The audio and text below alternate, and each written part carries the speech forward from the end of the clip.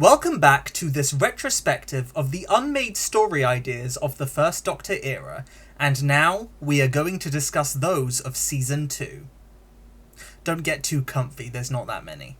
The first unused story idea was called The Slide, and was to be written by Victor Pemberton. The plot would have involved sentient mud rising from the sea, which would have been unleashed on a British town and possessed the inhabitants. Pemberton's name may seem familiar to you, as a few years later he ended up penning the Season 5 Patrick Troughton story Fury from the Deep, which in itself stemmed from this initial concept.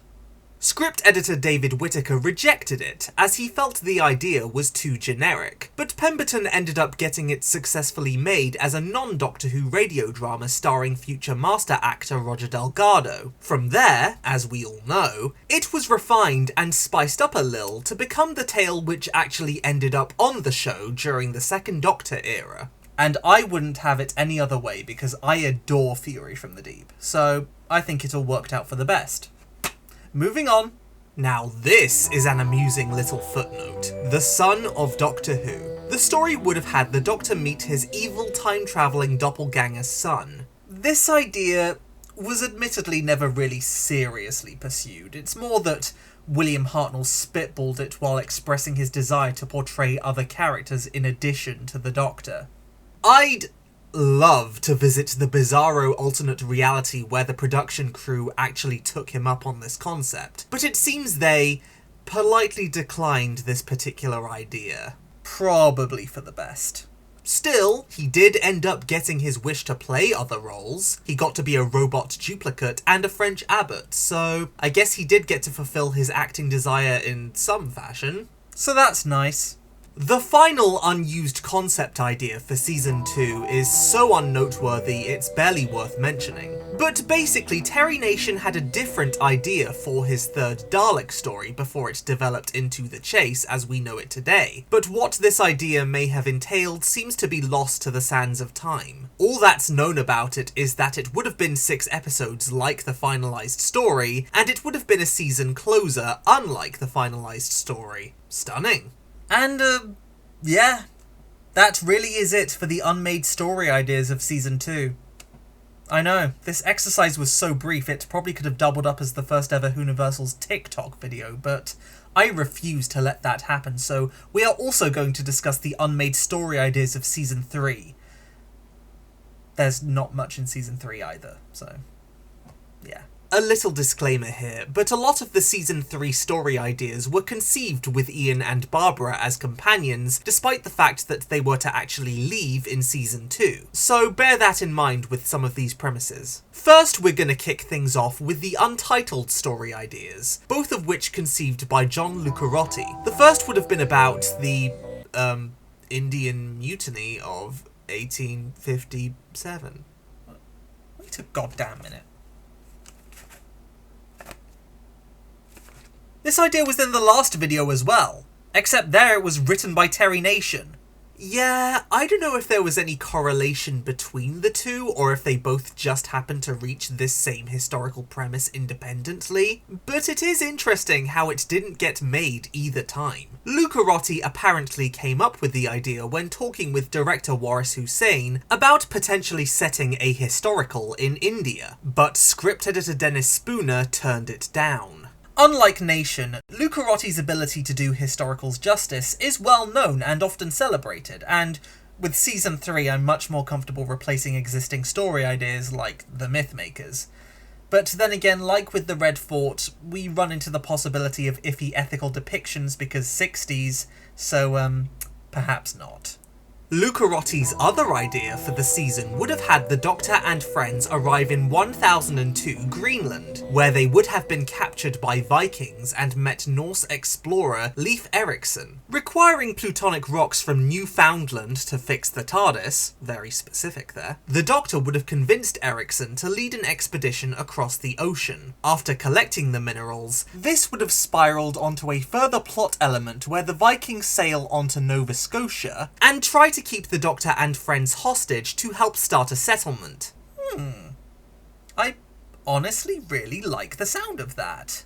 Well, after Lucarrotti's Indian mutiny idea fell through, Dennis Spooner encouraged him to come up with a story about Vikings. Lucarrotti wrote it to feature Ian and Barbara, but was aware that this would have needed changing. However, when the changeover from Dennis Spooner to Donald Tosh happened, this idea got lost in the lurch and was ultimately rejected, which is a real shame as it does sound genuinely cool. I can imagine it as a months-long slow trek akin to Marco Polo, which was also a Lucarrotti script. If I were to have it exist, which I think I would, then I'd put it in place of the Mythmakers. I have faith that Lucarrotti would have delivered the goods on that one.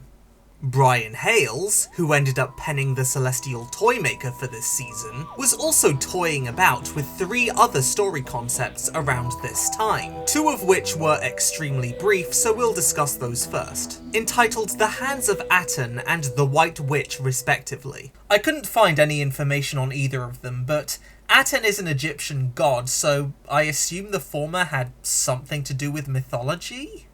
Well, either way, he was commissioned to start formulating the ideas in November of 1965. But come the following January, outgoing script editor Donald Tosh had informed him to stop, as he felt they would not fit the creative vision that his successors wanted to pursue. And I can see his point. As Doctor Who was on its way to becoming more scientific, modern, and psychologically horrific, and I don't really see how an ancient mythological concept would fit into that landscape. Same for the White Witch. Plus Pyramids of Mars came along later with the Egyptian god thing anyway, so I'm happy with that.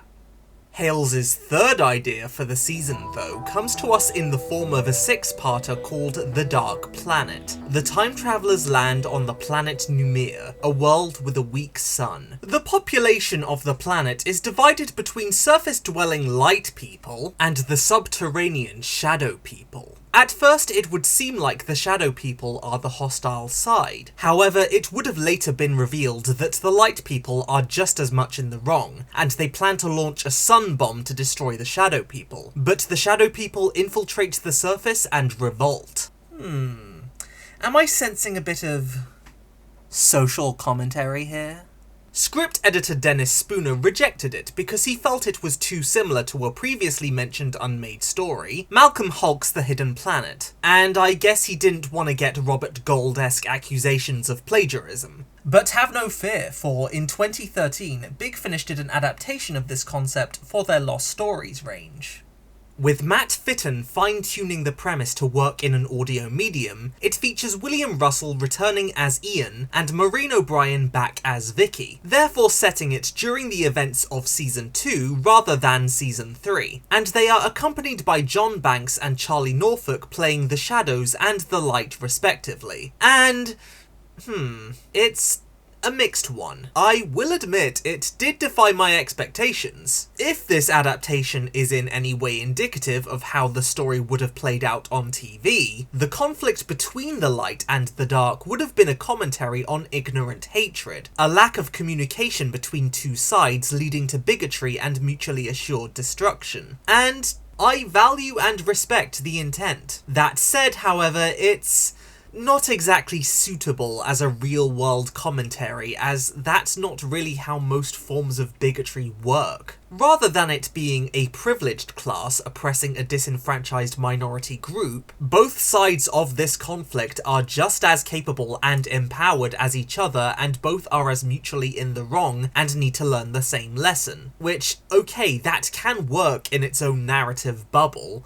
but as a commentary on bigotry, it's kinda iffy. I don't think the characterization of either the light or the dark is particularly strong either. It gets the job done, I suppose, but it's not exactly stellar. I will say though, in terms of world building, the environment that the adventure paints, that's easily its strongest asset. The world of the story is very vivid with its crystalline light and its mist-like shadows, and even segments where the light is all-consumingly bright to the point of blindness. That said, however, yeah, I cannot imagine this on a 1960s budget at all. I imagine it would rival the Web Planet for ambition as well as production failings. So ultimately, I do think the audio landscape is a very apt home for this tale.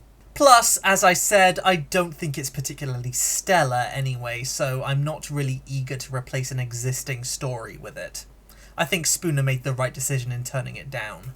Ooh, now I've discussed this one before. Robert Holmes's 1965 submission, The Trap. The Doctor and friends would have arrived on a planet and encountered a crashed spaceship. Robot servitors would have imprisoned them, as the crew of the ship are reawakened from suspended animation. They need a set amount of pilots to fly their ship, and with some of their number having perished in the crash, they require 3 of the time travelers to help fulfill that purpose, while the expendable one will be killed. Now, if elements of that summary sound somewhat familiar, it's because it ended up translating to the screen 3 years later in the form of the Crotons, which I detailed in my Bad Apples video on the story. Obligatory title card. But to briefly recap, he submitted this idea to the production team, but script editor Donald Tosh rejected it, out of concerns of the robotic servitors being too similar to the mechanoids in The Chase. Holmes went on to work for a different TV show for a couple of years, which took up his attention, but by 1968, he had revived his script for The Trap, reworked elements of it, and came to write the Crotons as we know it today. And as I discussed in my video on this story, I think it's in its best possible form in the season it ended up in, so I'm good. Finally, we'll round this off with a plot suggestion by producer John Wiles himself, surprisingly, entitled The Face of God. The plot would have involved the TARDIS being stopped by a giant face in space that claims to be God. The Doctor would eventually expose it as a hoax. That certainly sounds unique.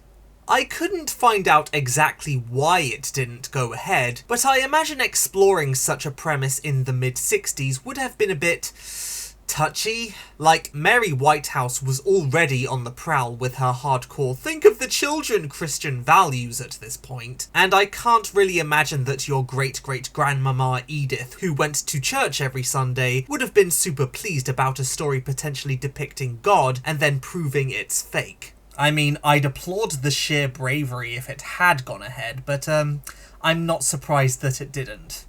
It doesn't sound like there'd have been much to it anyway, so whatever. And that rounds off the unmade story ideas of seasons 2 and 3. And aside from a couple of decent John Lucarroti concepts, I don't think they sound as strong as the unproduced content for season 1. But no matter, because soon we will be talking about the unmade story ideas of season 4. For the first Doctor, because I already did the second Doctor, so important distinction there.